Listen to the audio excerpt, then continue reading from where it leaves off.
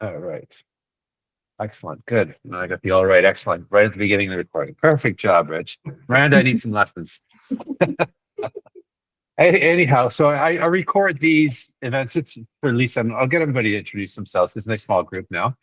I record these events for those that can't make it and want to participate. Like Karen Tam's already told me she has a women's golf group, like the golf crew group on Tuesdays. The tough life of the summers and golfing memberships and whatnot.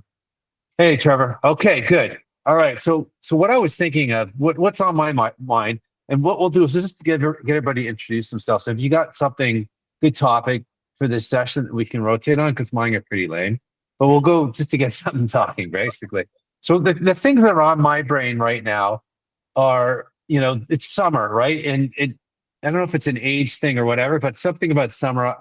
My boys are now in the, one's 21, one's 17. So they are needing us less and less these days.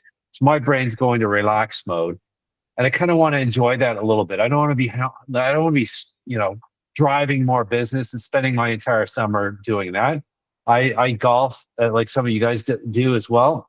I like to get out there as much as I can. So I'm kind of in an unwind mode during this, especially July, especially I'm going on vacation next week. So what does that mean for your business? I am a solopreneur. I don't have anybody else kind of mind my business while I'm not here.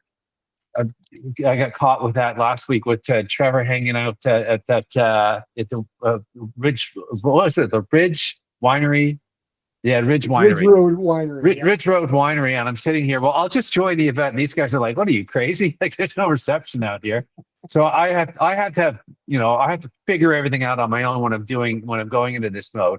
I don't know what you guys are. Do you have others that back you up? Like, do you have a game plan? Is summer a planning period? For me, fall selling is a huge time. That's usually lining up the next year, and a lot of conversations start there. So I'm trying to unwind. I'm trying to think more reflective in terms of my business, and then maybe do some long-term stuff that I haven't had a chance to get to. I don't know what your guys are thinking, but let's go around and introduce everybody. Just do a quick little introduction. And if you got something, a good win for the month, a challenge that you ran into that you want to share with us, and maybe we can all noodle on it. Or if you want to go with my theme of what the heck are you doing now is it summer month. So Vanessa's is going to be completely different than mine. She's got two little kids that she's running around chasing and taking to different sports events.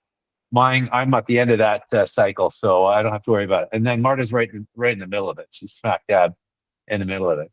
So I'll introduce myself. I'm Richard. I'm a digital transformation consultant. Basically, what I do is work with companies as they grow and get to a certain size. The communicate and the owner can only manage on a one-to-one basis with all the employees. They need to start hiring managers and whatnot.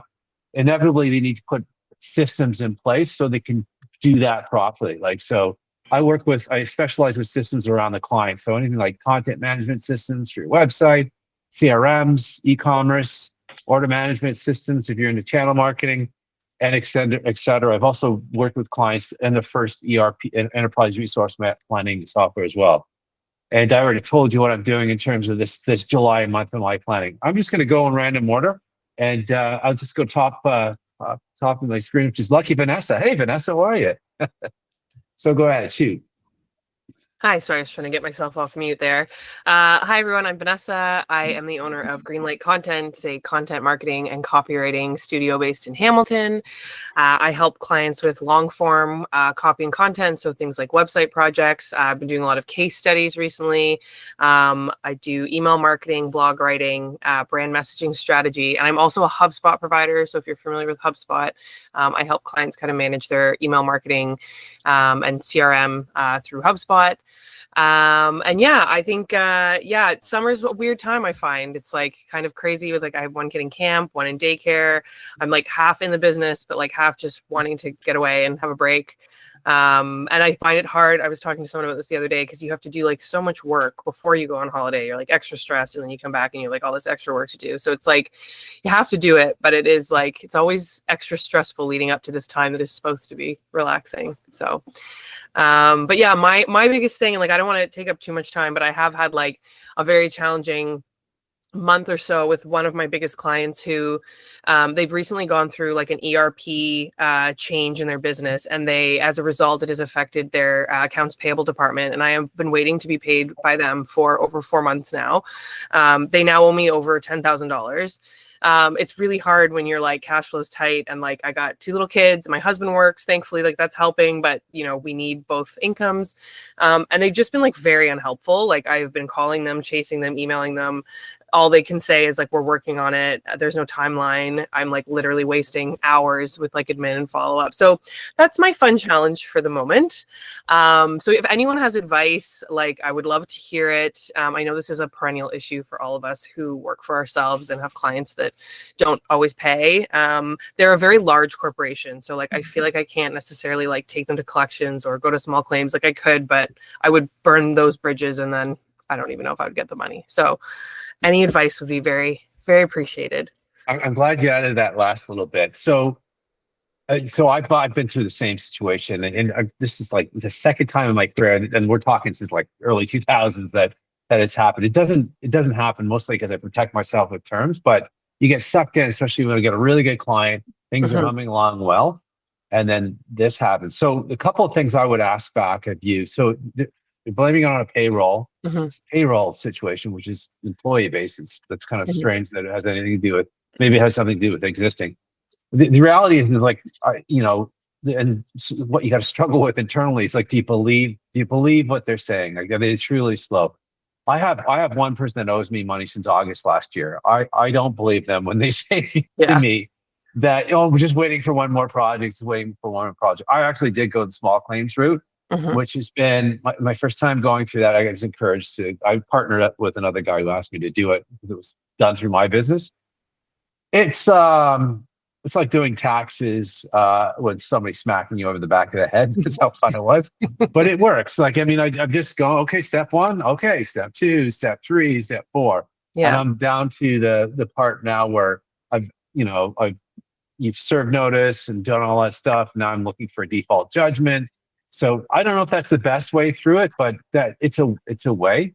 Do you have others you said have you done other work for others in the organization that you can kind of somebody more sympathetic with the cause? Like everybody should know it's just you, right? And like it's not like you got a wealth of money to rely on while they sort out their things. It's not fair. Anyhow, sorry. No, the challenge is like, so it's a large organization. I work across like many segments. So the person I'm now speaking to is like the marketing director that oversees them. But I've been working for them for like 4 years. They've always been slow to pay, but never this slow. So I do believe them. But I'm also just like, yesterday when I talked to them, like, oh, we've hired 30 people to get through this backlog because it's like all of their suppliers and vendors. I'm like, I just don't understand how it's taking that long. Like, how many possible invoices could you have to process? Like, it's been 4 months. Like, but so I don't know. And I have a contract, but the person who signed the initial contract, I don't work with anymore. And it's like, because I work with so many departments, I would probably need a contract for like each of them. Like I usually try and be very proactive with new clients. Like I'll get 50% up front and sign a contract. But I find the challenge is when it's an ongoing client, you don't have the same protection. So yeah, I don't know. Like I do believe them that they'll pay me, but like when that is, I don't know. And like if they had told me, look, give us a month, I'd be like, cool, I'll sit tight and wait. But I don't even have that kind of visibility on what's happening. So go ahead, Lisa. I was just going to, I would just say, like, if any feedback, we have a lot of clients like that as well, because I've got like monthly ongoing type of thing. And we've let some clients just way too long of a leash. And then it's been a nightmare trying to collect in that. So what we've incorporated in our business is the 90-day rule. And so when it goes 90 days, it's like, I've given you 90 days on good faith. Yeah. You know, so unfortunately, we're just going to have to pause. And sometimes it's so hard because you're like, oh, I don't want to lose them. I don't want to lose them. But often they need us just as much as, you know, that. And so sometimes going, okay, then we're just going to pause. Like I'm here, you know, type of thing. And then once we get everything cleared up, then we can start again. Yeah. And then sometimes that suddenly lights. Rate of invoice goes up to the top because they can't afford to. For sure. And even if it's like, I'm fine with just even, you know, partial, you know, type of thing, but I got to start. Something. Yeah. Totally. I actually had a client I did that with in the past, and then he stopped working with me. It was a terrible relationship, and he was like a very toxic client, but I feel like that burned me. But I do feel like you're right, that that's probably the only recourse I might have at this point, is like just to stop work. And it's hard because they're my biggest client. So it's like, it is scary, like that the concept of like losing them is kind of terrifying, but I think like there's literally nothing else for me to do at this point. So maybe that's kind of my only option. I like the way you phrase that, Lisa, pause, because I might say something like stop the bleeding, which might not be as helpful. What you do, like, you don't want to just like, you're extending debt, right? You're extending credit, not debt. And for you sure. just can only go so far, before you get yourself in trouble, right? So, and they have to, if they don't understand that, then that's a real strong warning. Yeah. A lot of people want to talk on this, so it's a good topic. Thanks, Vanessa. Eden, go ahead. Oh, you're on mute.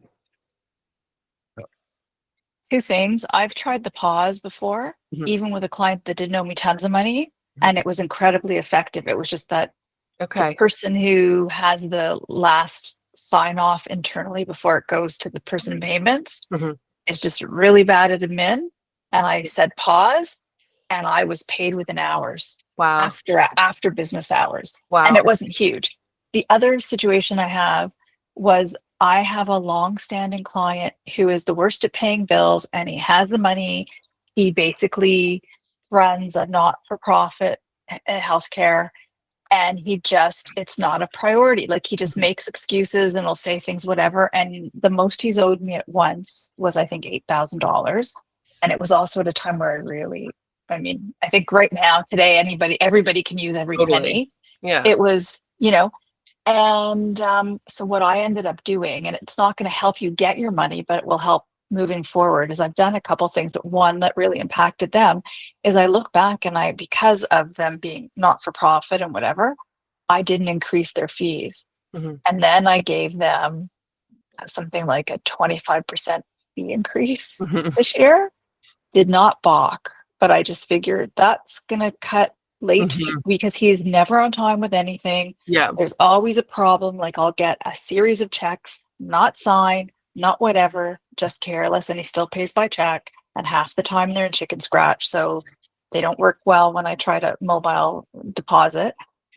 And so, I've just raised his fees. Smart. The other thing That's how I dealt with him.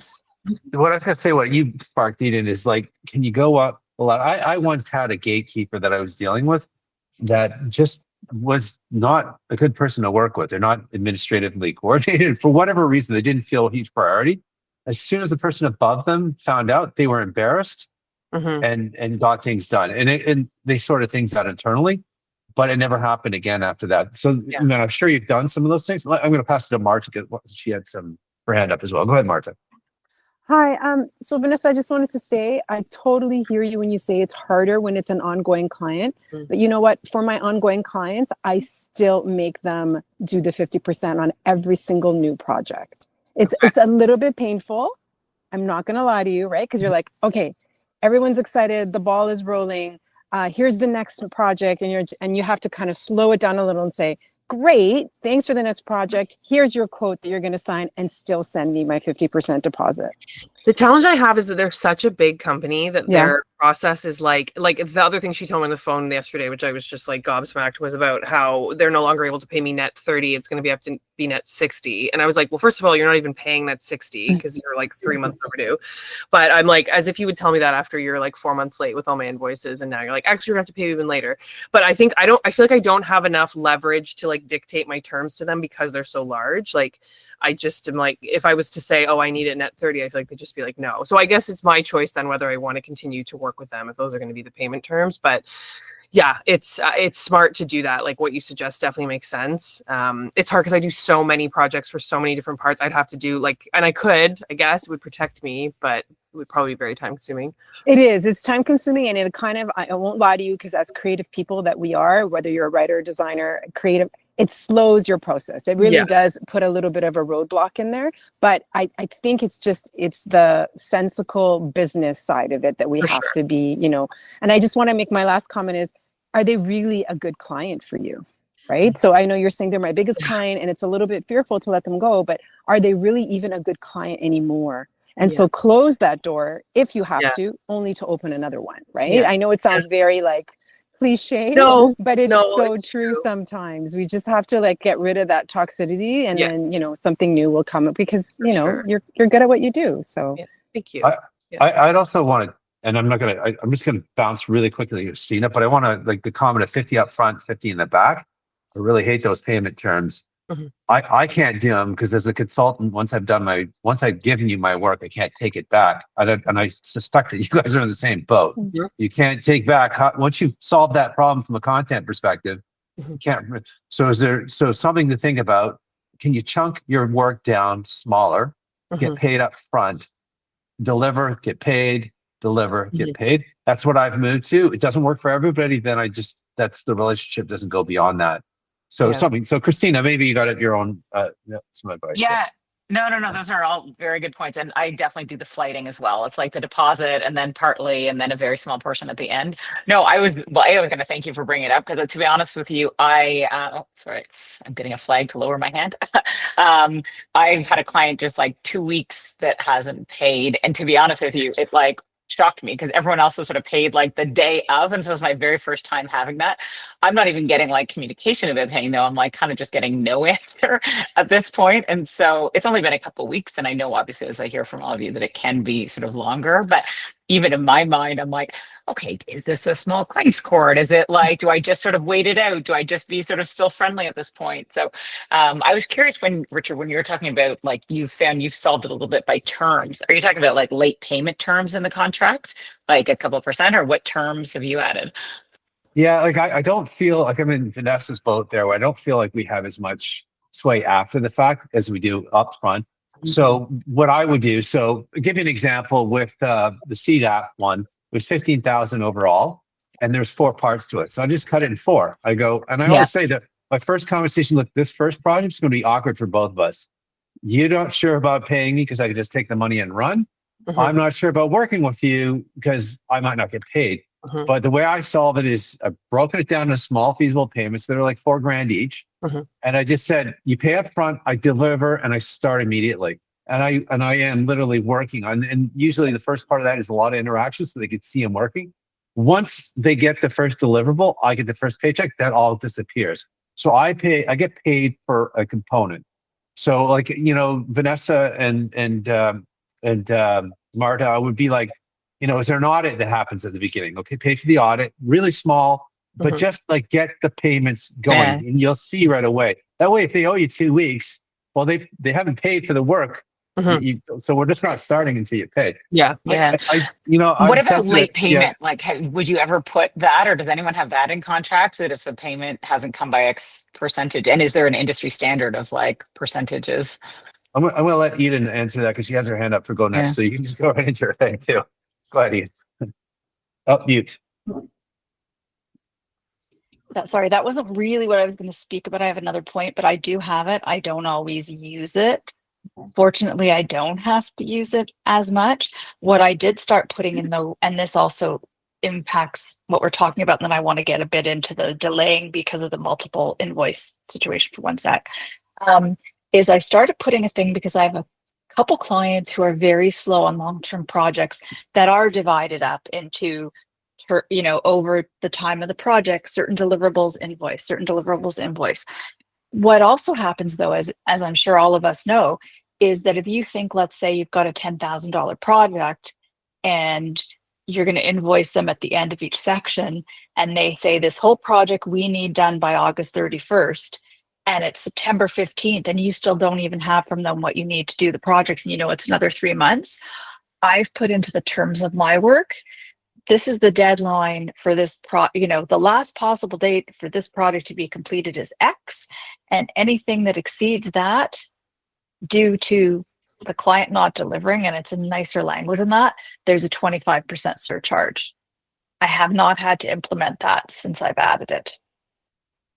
So if you're delaying the project and that delay gets in the way of my, pipeline, I reserve the right to charge you a late fee because I've started the work. And all of us know that when you've started a project and it gets delayed, you always end up delivering more than you ever expected you would for the project. And I And actually a have lot one of admin, a lot of admin in between. and I have one client who they worked in reverse. They're such an ideal client in so many ways, where the project was delayed and delayed and delayed, and it caused us to go out of scope. But at that point, I didn't have any protection in. I talked to them about it, and they said, we'll meet you halfway. And they wrote me a check, which was amazing because I didn't ask them for a penny. So that's how you win. What I was just going to comment on is Marta and Vanessa. Marta, when you were explaining, I chunk out the fees and I want the 50% and then the 50, and it takes more time and it can be a pain. One of the things I've learned, and I'm not loving my CRM right now, that's a whole other discussion, but it's working and I've paid for it through year end, is my CRM handles the proposals and it handles the invoicing and it handles all the everything's so automated that it doesn't take me extra time. Up front, I set up, here's the invoice for project X, here's the terms of the invoice. It's either by a percentage or a date, and it will just send out the reminders and everything else. I don't do anything at all. I just say, here's the project, here's the dates of the project. It takes care of it. So if you're thinking you're getting bogged down by admin, look at what you're using for those processes and see if there's other ways that you can do them easier. And I know there's at least 3 people I can think of on this call who can help you with something like that. And I see heads nodding. And do me a favor, guys, when you ask your question, just introduce yourselves, because we might get back around that just for Lisa's benefit there. Miranda, go ahead. Yeah, so I wanted to say something similar, and my business is mostly video content, video production for corporate clients and some nonprofits. And the problem that I have with the payment terms, 50% upfront and 50% on completion, is, like we just said, clients taking too long to finish a project. So I have a project that I'm now looking at my calendar. We filmed this in November. It was supposed to be due in March, and we are in July. And the client takes longer to do approvals than we take to do the video. And it's 3 rounds of approvals. And during this whole thing, they take 2 or 3 weeks to approve 1 out of 5 videos. So everything just takes way too long. And if I had something like, 50% deposit, and then on completion of filming, you need to pay another 25%. And on completion of first draft, you need to pay another 25%. Then at least I could get 75% of it in. And if they take another 2 months to do their approvals, it will only be 25%. So I have the same problem because clients are super slow to respond to revisions. Is I just ask for 50% up front and 50% when I give them the first draft, and then they can take as long as they want, and I don't care because I've been paid. I went through the same problem. I know that's sometimes I'm worried clients will be like, oh, well, like if it's first draft, like what if I'm not happy with it? But like I've actually never had a client say that to me, and I've been doing that for like a year and a bit. So yeah. Oh, I like that, Vanessa. I didn't know you're doing when you deliver, you get that's a lot safer than waiting till they say it's finished. Yeah, it's riskier for them, but no one's ever said anything to me, to be honest. So I like it. Really, once you've got to a first draft stage, like 90% of the work is done or more. There should only just be a few changes. Sure. But I mean, I think, nonprofits, municipal, I hate when I ask the question, how many people have to approve this project? And they go, oh, it's so many people, 3 different people. And I just feel like, oh my God, I need to charge you like 4 times the price because you guys are going to take way too long. If it's one person and they can review it and then you get back the same day or the next day, and then like, that's fine. But yeah, some of these clients are just a struggle. And then they change, right? This woman has left her job now. So now it's like, oh, now we're back to square one. Oh, God. Dorothy, go ahead. Yeah, I don't do a whole lot of projects because I prefer to, I'm on my coaching side. But when I do that, I do adhere to that 50%.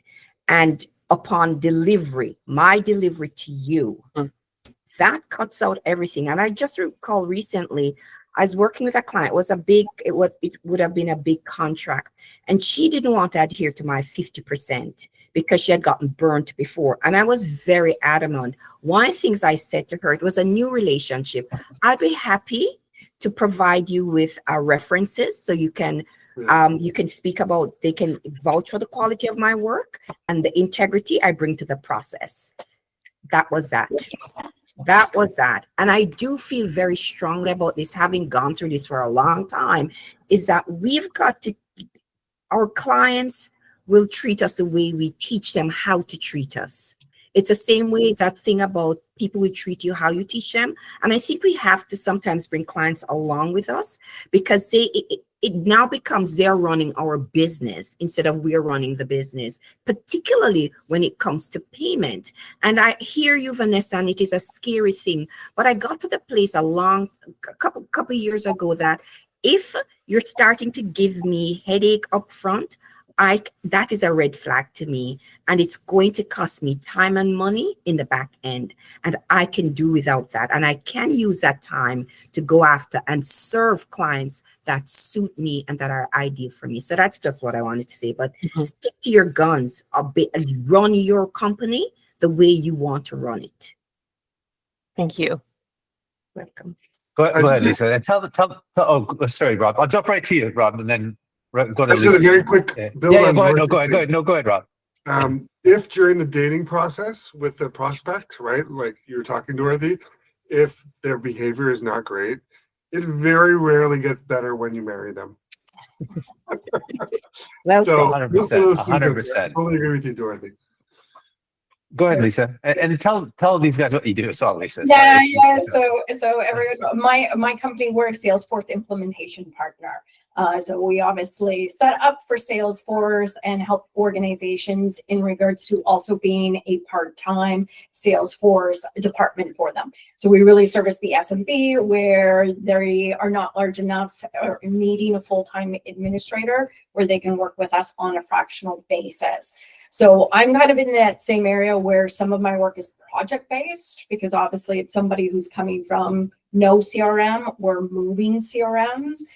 So what I traditionally do on project-based just for ourselves, because especially to SMBs, I just find that like cash is king, right? They're always worried about like, oh, it's a lot of money out of the business and stuff like that. So I'll just kind of go, this is a 6-month contract, to get everything up and going, and your, 3 months of training and support.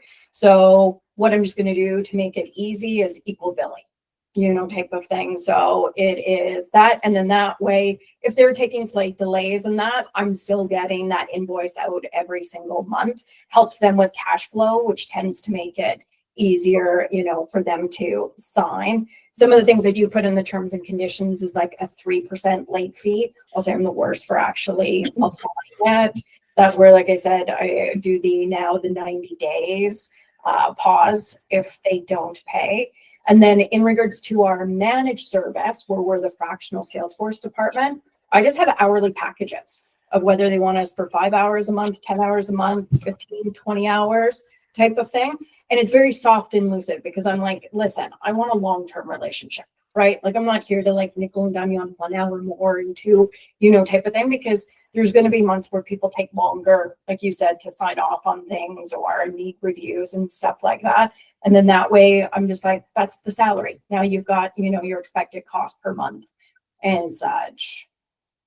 Hey, break up that. So the equal billings. So do you figure out the total, like, so say the total price is 100,000. So it's going to take 6 months. Over 6 months, I'm going to bill you.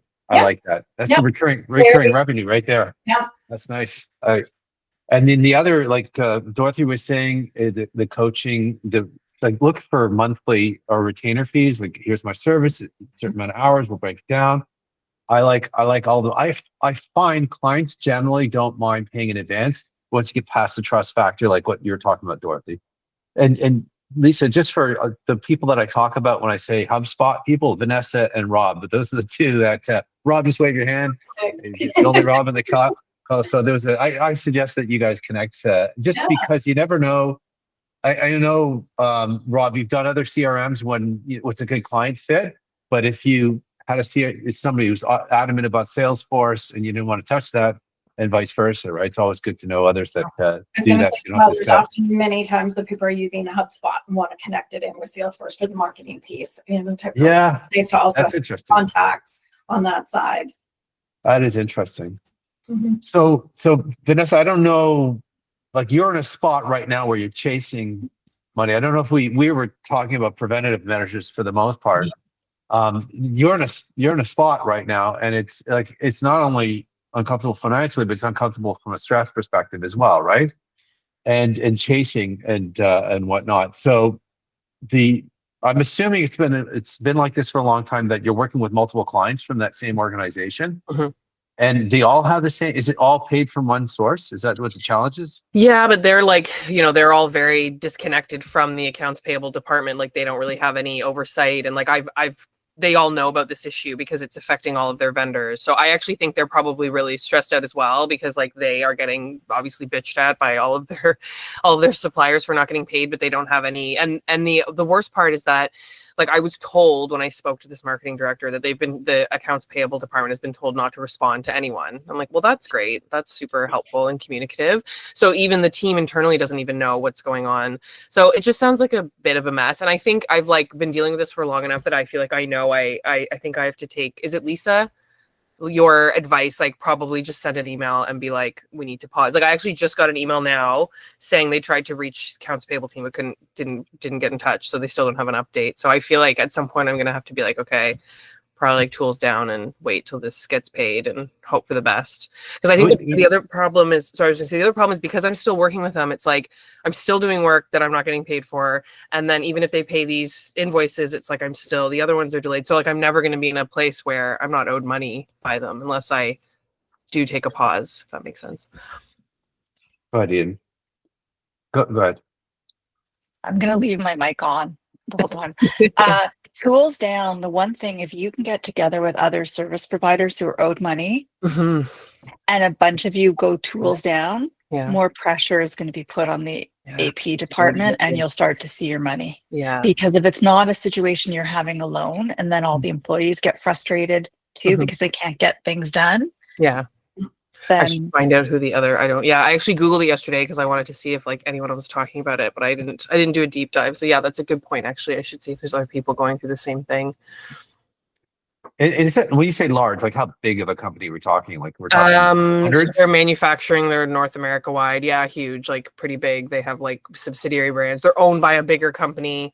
So they're like fairly large, like large enough that I feel like I don't like there's not Yeah. one person I can talk to about this kind of thing. are you Is it a sure kid- that's Go ahead, Eden. I was gonna say, are you sure that the ERP is the issue and there's not another issue? Yeah, they sent Yeah. an email out to all their vendors being like, we know this is like a pain in the ass. So like, I mean, unless like they did, and they were like, we're not, this isn't a financial feasibility issue. Like, we're solvent and all of that. So like, but I mean, who knows?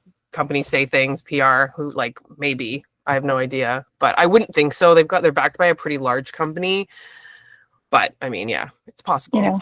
M&As, right? They Oh, for could be sure. going through something. Yeah, totally. Yeah. It's a good And the point. accounts payable is part of the company that, not the parent company, Yeah, right? no, it's part of the company I work for. Yeah. Okay, that's better too. Yeah. But this was all very helpful. Sorry for like hijacking this. No, that's good. Really great to get everyone's perspective and really great advice. So thank you. It's kind of hard to plan for the summer when you're thinking about these kind of things, right? Because all it means is people are going on vacation. Oh, was that going to extend sure. Yeah, it's very stressful. I can relate as well. Yeah. Where was I? So Vanessa, I didn't get anywhere. I just got to Vanessa. It's just me. Just took up half the meeting. Sorry, guys. That's okay. That's all right. I just figured that. Oh, Christina, go ahead. Introduce yourself. Hi, I think I know most people, but nice to meet Lisa. And don't know if I've met her, but yeah, Christina Rahasia. I am a digital marketing expert. So I focus on search engine optimization and search engine marketing. So Google Ads. The primary part of my business is Google Ads right now. And yeah, I help anywhere from small retailers to North American furniture companies to Maple Leaf Sports and Entertainment. So wide variety of different clients. Yeah, so I guess a challenge I did have, as I was saying there, I'm having that client not pay, but I guess wins, I've had other kind of client sign on recently. So I guess you get the highs and lows. And the only other thing I'd say is, Richard, I agree with you, is that the summer, I'm probably somewhere in between of everything you're saying, is that I'm kind of taking some time off because we're off to the vote most weekends in the summer. But I'm also trying to manage recurring client work and also do some planning. So it's a juggle of make time to relax and enjoy the warm weather, but also trying to focus kind of on the business versus just in the business. Excellent. And Miranda, I was going to do you next, but you introduced yourself. But do you have anything else to add in terms of like your summer or challenges or things, wins, any wins? I mean, I'm trying to plan for September with, what am I going to do differently? I'm planning my newsletters in advance. I'm planning my social media for many weeks in advance as much as I can. My partner is very busy doing editing. So other things that we need to do, like update the website, we just can't do some of that right now. But I am doing more long-term planning and planning to maybe do some webinars in September that would be very small and niche and invitation only to very specific industries.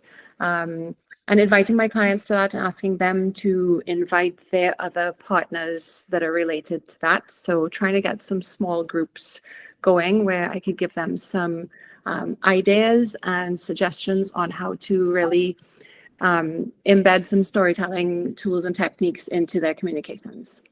I like it. So it's sort of like a group effort, like group.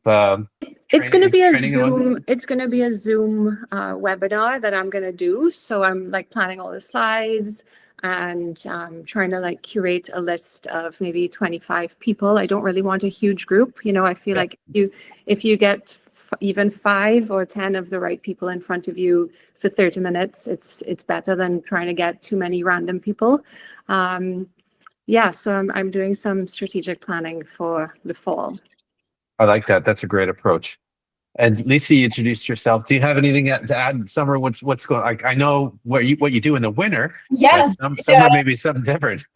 So I have no children, so I tend to be work heavy myself in the summertime because I've got there's 12 of us in my company, 10 that work on the implementation side. So as you can just imagine, it is the high summer time for vacation because people want to have their time off.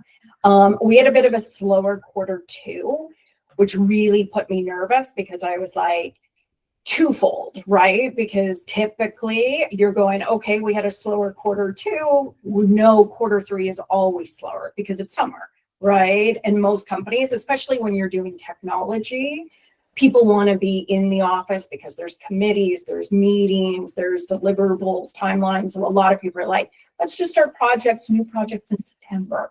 So it was kind of very nerve-wracking, going into Q3 going, holy crap, it was already a little slower with summer months. I feel like all my employees are going to have summer brain and vacation mode on.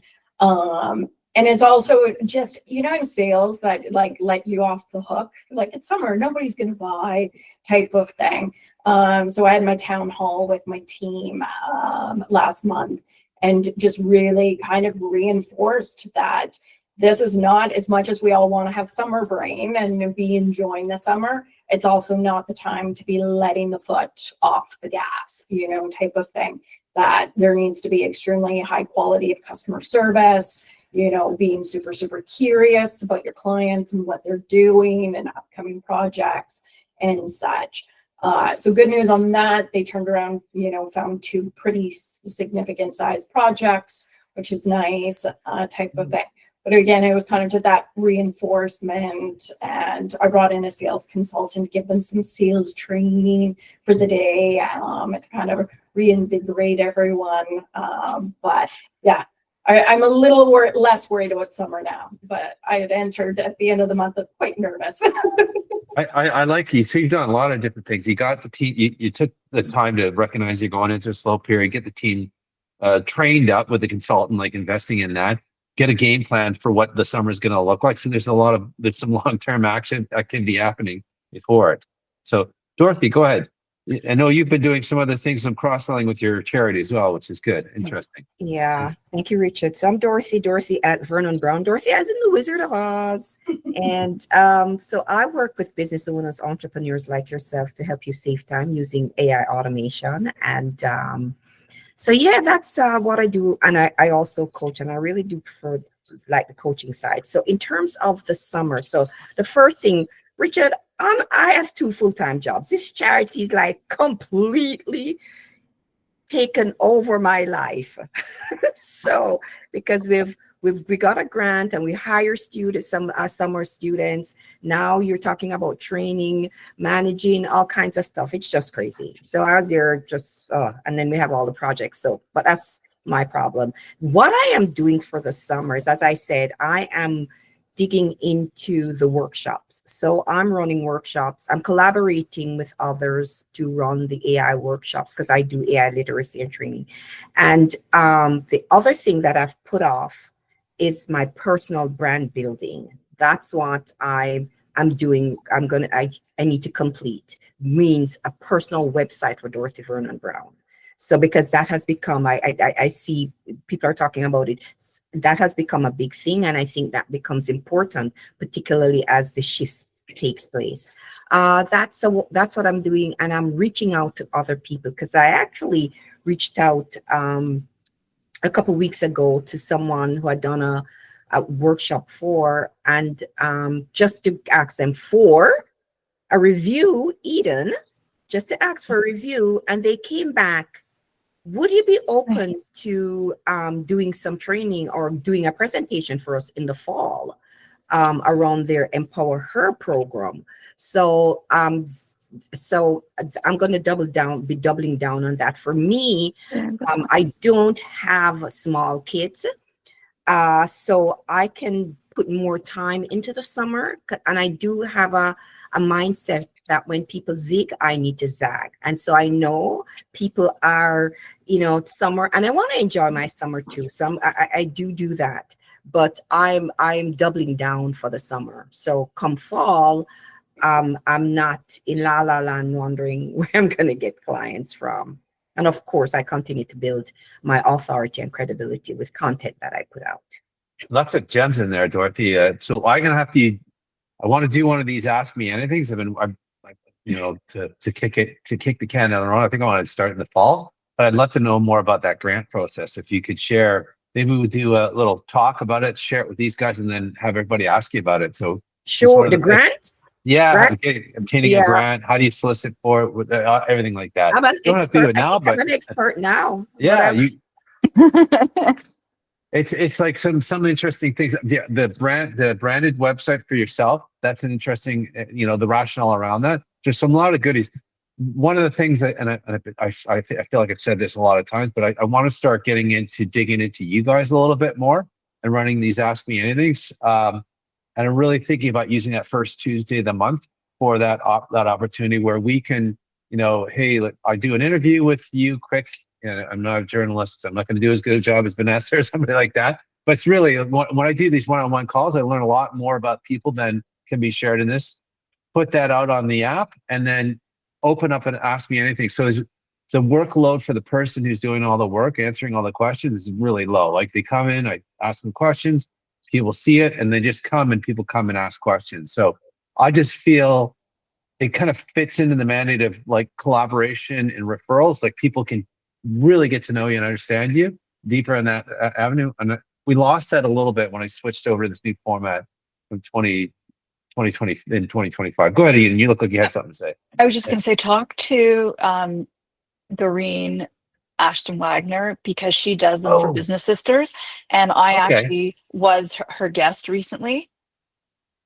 That's a great idea for her because it works really well for her, and it worked. It was a win-win for everybody. I think that would be super. So Doreen, give me. I'm going to screw it up, but she works with small women-owned businesses or just small rural businesses. Doreen, she runs a community both online, more in person, and she's moving it to an online complement as well, called Business Sisters for women business owners in rural Eastern Ontario. Besides the geography, what makes it unique is there Francophone and Anglophone members. And there's everything from cottage industry to, you know, large businesses.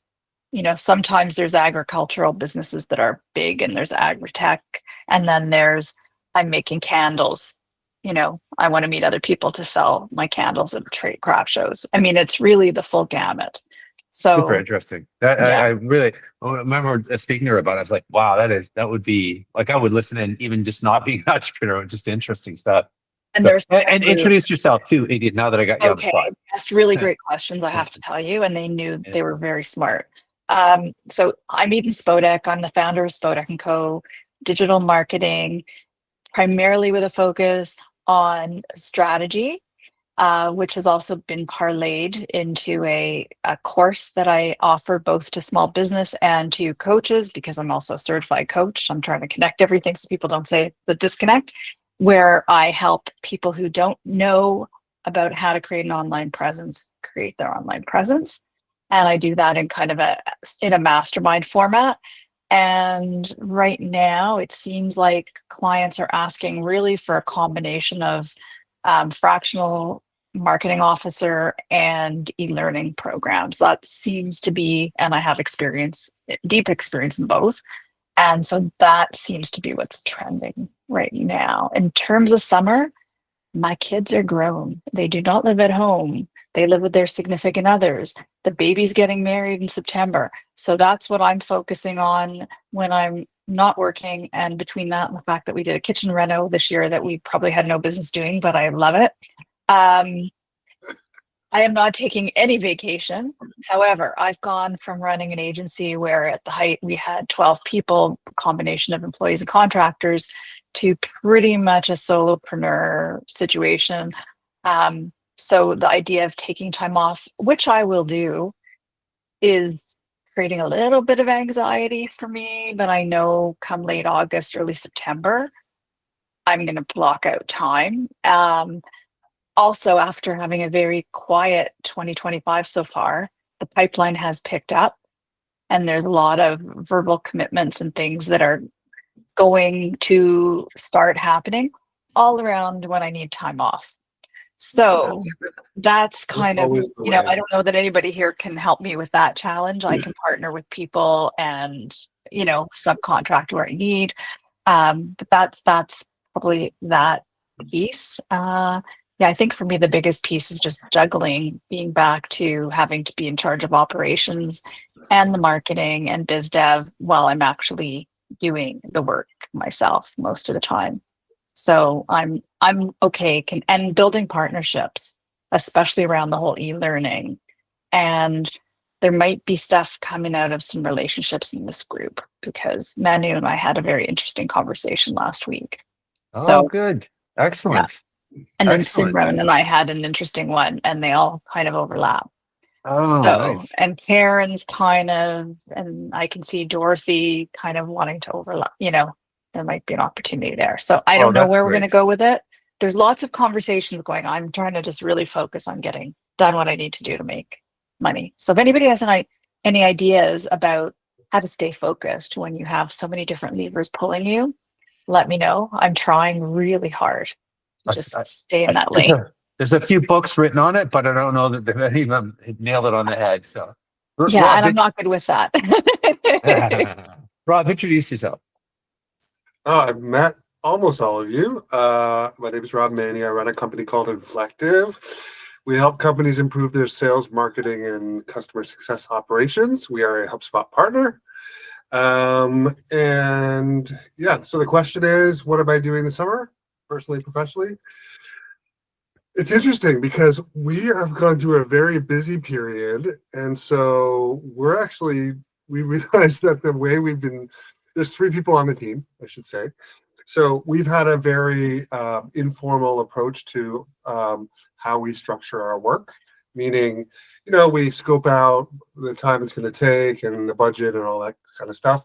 But we haven't had so many projects that we actually need to block off teams' time. Like anyone who's working in an agency, remember there was those like, what were they called? Capacity planning meetings where you have to be like, this person is working on this for that week and they can't work on anything else. So now we're working on that. So we've used different PM tools in the past, but now we've centered on Asana, and we're doing a lot more kind of boring operational work for that. But I think it's a necessary step because we probably need to think about who else we could bring on at some point. So that's a good challenge to have, I suppose. Yeah, and it's great to get organized before you bring that other person in. Otherwise, it just gets more clustered, right? So, no, great. I love it. That's great news. I'm gonna give Trevor the last 5 minutes here. Introduce yourself, Trevor. Great. Yeah. Hi, everybody. Trevor Stuke of Agenda Marketing. I've met many of you, but not all of you. I'm pretty new to the group. I run Agenda Marketing, and we create strategic brand identities to drive sales and build customer loyalty. Loving the conversation today.